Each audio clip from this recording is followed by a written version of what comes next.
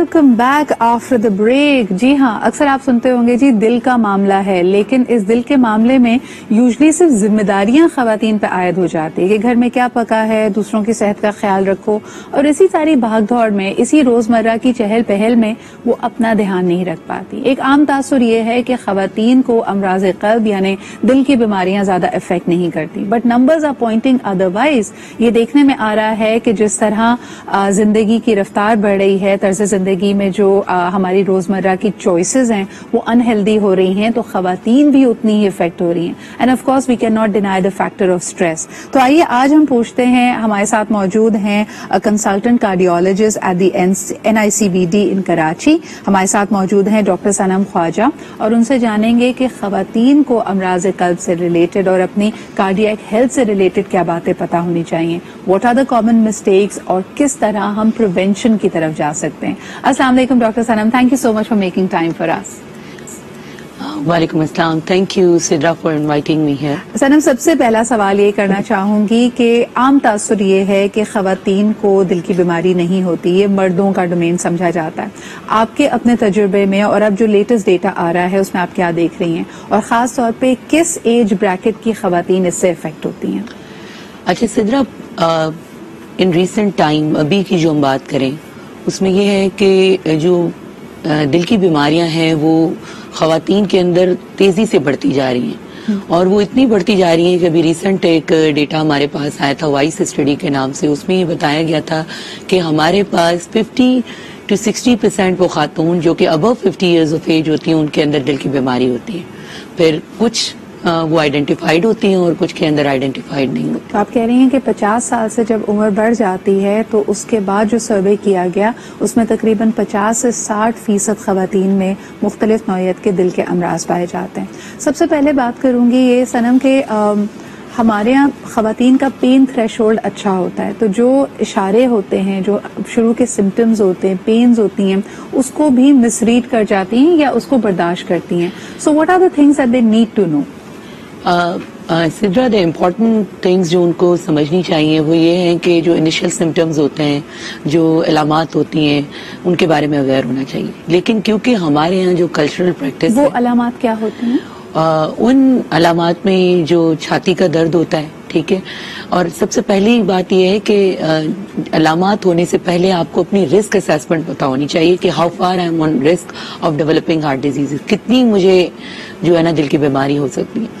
अलामात के अंदर आपको छाती का दर्द होता है, आपको ठंडे पसीने आते हैं। आम तौर पे दिल की बीमारी सतह पे आने से पहले जो सबसे पहली अलामत देती है वो है एक्सरसाइज रिस्ट्रिक्शन, कि आपकी जो एक्सरसाइज कैपेसिटी है वो कम हो जाती है। नॉर्मली आप अगर 2 कदम 1 किलोमीटर चल सकते हैं, and now you are walking half of the kilometre and you are feeling that I am having chest tightness, मेरी दिल छाती में दर्द हो रहा है, मेरी सांस फूल रही है, मैं अपना काम नहीं कर पा रही हूँ, मेरी रूटीन एक्टिविटी सफर कर रही है। एंड यूजुअली हमारी सोसाइटी में वी लेबल दैट कि यार मैं फ्रस्ट्रेट हो गई हूँ, मैं थक गई हूँ, and that all. However this is not something functional.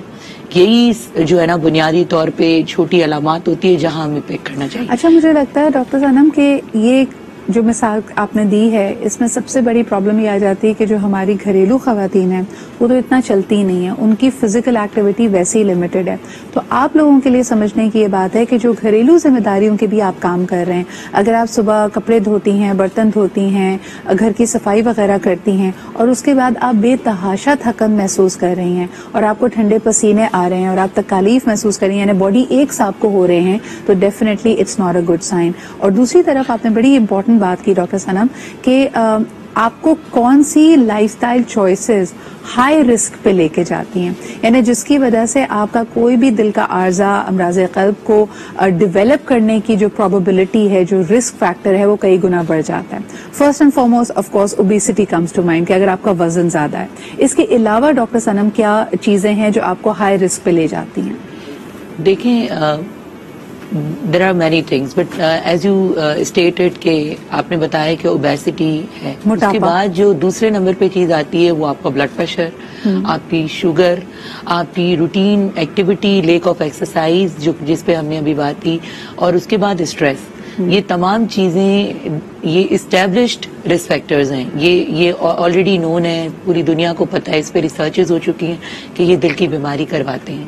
اور یہ تمام وہ چیزیں ہیں جو کہ ختم ہو سکتی ہے, کم ہو سکتی ہے, تبدیل ہو سکتی ہے, جن کو ماڈیفائبل رسک فیکٹرز کہتے ہیں. اس کے علاوہ نان ماڈیفائبل رسک فیکٹرز بھی ہوتے ہیں جن کو ہم نہیں چینج کر سکتے, جس میں ہمارے پاس خاندانی ہسٹری آتی ہے, آپ کے خاندانی خون میں چربی زیادہ ہوتی ہے, آپ کو خاندانی جینز ایسی ہوتی ہے جن میں دل کی بیماری ہو سکتی ہے. لیکن جن چیزوں کو ہم چینج کر سکتے ہیں اپنی ڈائٹ کے ذریعے, اپنے بلڈ پریشر کو چینج کرنا, اپنی روٹین ایکٹیویٹی کو بڑھانا اور اپنے اسٹریس لیول کو کم کرنا, that can decrease the risk. ہماری جو ہارٹ ڈیزیز ڈیولپ کرنے کا رسک ہے اس کو یہ کم کر سکتے. ایک چیز سدرا جو بہت امپورٹنٹ ہے ہماری سوسائٹی کے اندر from cultural point of view, وہ یہ ہے کہ جب ہماری فیمیلز کی شادی ہو جاتی ہے, بچے ہو جاتے ہیں, تو they dedicate their life in a way to their family and their kids. پھر ان کی اپنی لائف ایگزسٹ نہیں کرتی ہے ٹو شو کہ بھائی ہم ایک آنےسٹ مدر ہیں, ہم ایک آنےسٹ وائف ہیں, ٹو ٹیک دیز ریسپانسبلٹیز.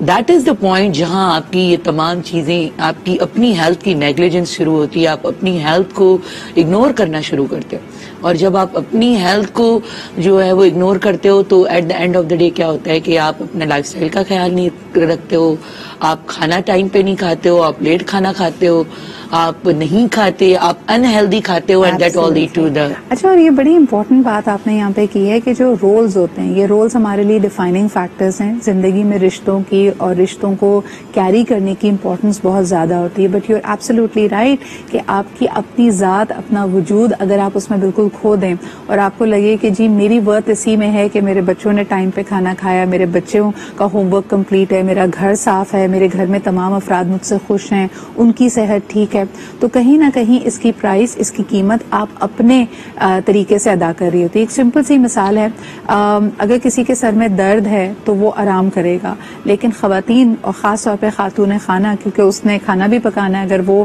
آرام کرنے لیٹ گئی تو پھر گھر والے جب واپس آئیں گے تو وہ کیا کھائیں گے, اور یہ ساری جو پریشانیاں ہیں یہ آپ نے اپنے اوپر مسلط کر لی ہیں. آلویز ریمبر, اور بلکہ میں چاہوں گی ڈاکٹر صنم کہ آپ اس پہ ایمفسائز کریں کہ ہمارے یہاں ہم اپنی ورتھ کو بزی رہنے سے اور زیادہ سے زیادہ کام کرنے سے جوڑتے ہیں. ریسٹ کی کتنی امپورٹنس ہے, اور خاص طور پہ آپ کی دل کی صحت کے لیے ریسٹ کتنا امپورٹنٹ ہے؟ دیکھیں سدرا, ریسنٹلی ابھی جو ڈیٹا آیا ہے ہمارے پاس تو نہیں ہے, ہمارے پاس پاکستان کا کوئی اس وقت ہمارے پاس کوئی اسٹیبلش ڈیٹا نہیں ہے, لیکن دنیا میں اگر ہم بات کریں تو دنیا میں جو ہمارے پاس ریسرچز آئی اس میں یہ کہ سلیپ ڈیپریویشن جو ہے, اگر آپ نے روز نارمل بندے کو 6 سے 8 گھنٹے کی نیند روزانہ ضروری ہوتی ہے جو کہ ان انٹرپٹڈ ہو, اس میں آپ کو کوئی ڈسٹرب نہ کرے. صحیح, ٹھیک ہے.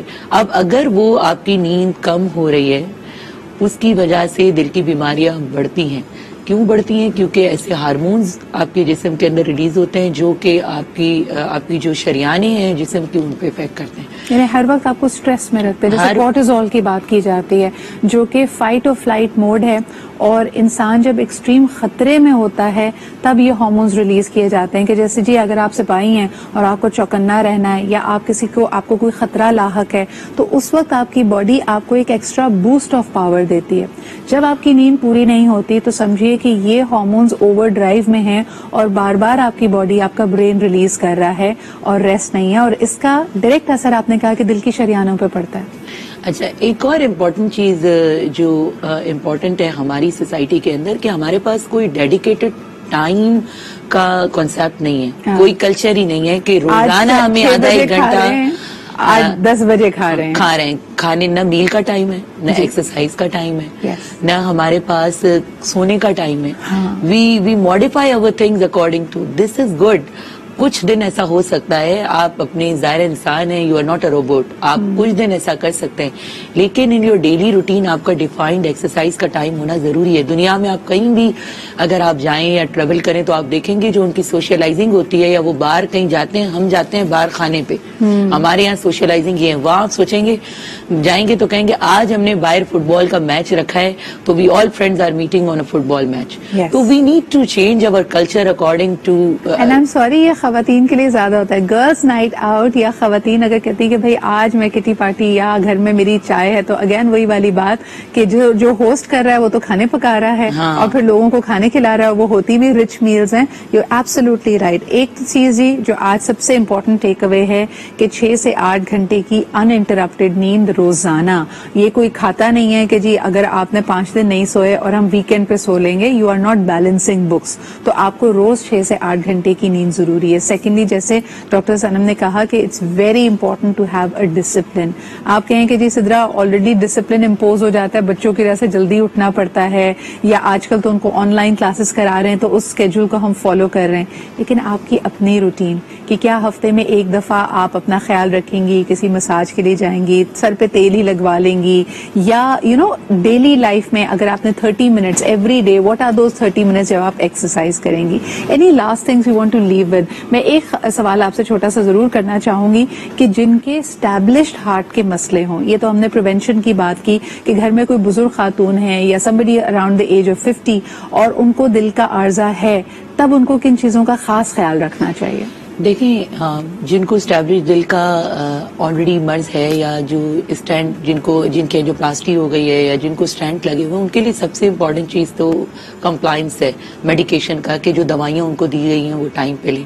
اس کے بعد جو رسک فیکٹر ان کو آلریڈی تھے جن کی وجہ سے ان کو یہ بیماری ہوئی تھی, جیسے کہ بلڈ پریشر تھا, شوگر تھا, یا وہ سگریٹ نوشی کرتے تھے, جو بھی ان کا رسک فیکٹر تھا, یا ہائی کولیسٹرول ڈائٹ, فیٹ وہ زیادہ کنزیوم کر رہے تھے, تو وہ تمام چیزوں کو جو ہے وہ کنٹرول میں ہوں. اور اس کے بعد ان کی فیملی والی کی یہ ذمہ داری ہے کہ اگر وہ اسٹیبلشڈ ایک ہارٹ ڈیزیز کا پیشنٹ ہے, ایز یو سیڈ, تو وہ اگر کسی چیز کی کمپلین کرتا ہے تو اس کو زیادہ ریمارکیبلی لیا جائے اور اس کو زیادہ سیریسلی لیا جائے, اور فوراً اس پہ اپنی کوئی تجزیہ دینے سے بہتر یہ ہے کہ اس کو ڈاکٹر کے بعد. لاسٹ چیز ایک میں کہنا چاہوں گی کہ دیکھیں, ہم جو National Institute of Cardiovascular Diseases NICVD